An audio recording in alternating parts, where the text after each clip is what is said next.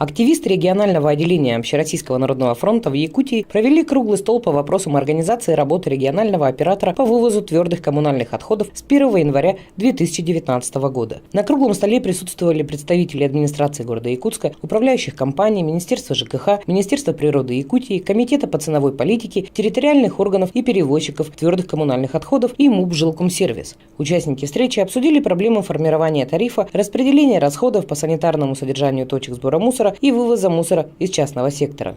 Должны понимать, что сейчас денег, которые собираются жители на мусор, его не хватает. То есть у нас в Якутии тариф, в Якутске в частности, один из самых маленьких тарифов на территории Российской Федерации. 2 рубля 77 копеек. С 1982 года существует норматив 1,72.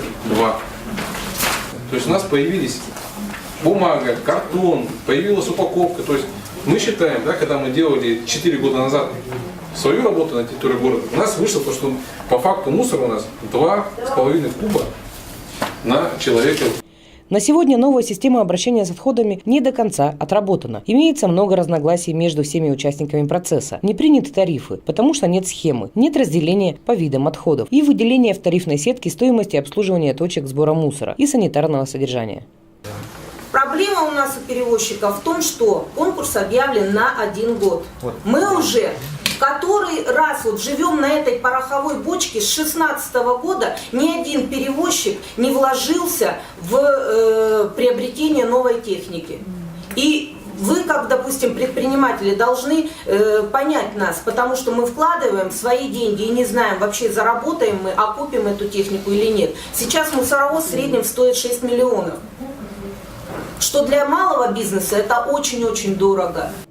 Как будут считаться тарифы с кубометра или с квадратного метра жилья, пока непонятно. Будет учитываться и содержание регионального оператора, и негативное влияние на среду, и возможные инвестиции, агентские сборы. В любом случае, при этом должны учитываться интересы слоев населения, нуждающихся в социальной защите, в том числе и многодетных семей. Самая главная проблема, о которой я еще говорю, что мы требуем все-таки разбить на лоты в городе Якутске и сделать нормальный конкурс, в который придут именно мелкие предприниматели с дешевыми услугами.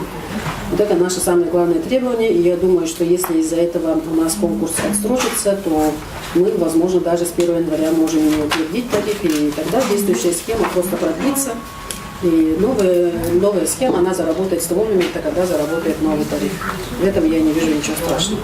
Формирование тарифов за вывоз твердых коммунальных отходов по всей стране идет неоднозначно. Различия по регионам существенные. Но уже понятно одно, что если 1 января Якутия пойдет по предложенной программе с единым оператором, это, во-первых, сильно ударит по карману граждан, а во-вторых, город начнет захламляться мусором. Потому что 1 января за вывоз будет отвечать неподготовленный к этой работе оператор. Управляющие компании умывают руки. Звонить в управы округов города будет бесполезно. Тем более, что в новом утвержденном бюджете города на 2019 год строка ЖКХ сокращена более чем на 500 миллионов рублей. Народный фронт – это площадка, где должны мы обсуждать вот такие вещи. Вот мы думаем, что сегодня, как бы там ни было, практически мы получили хорошее для себя, для Народного фронта, прежде всего, одобрение наших действий.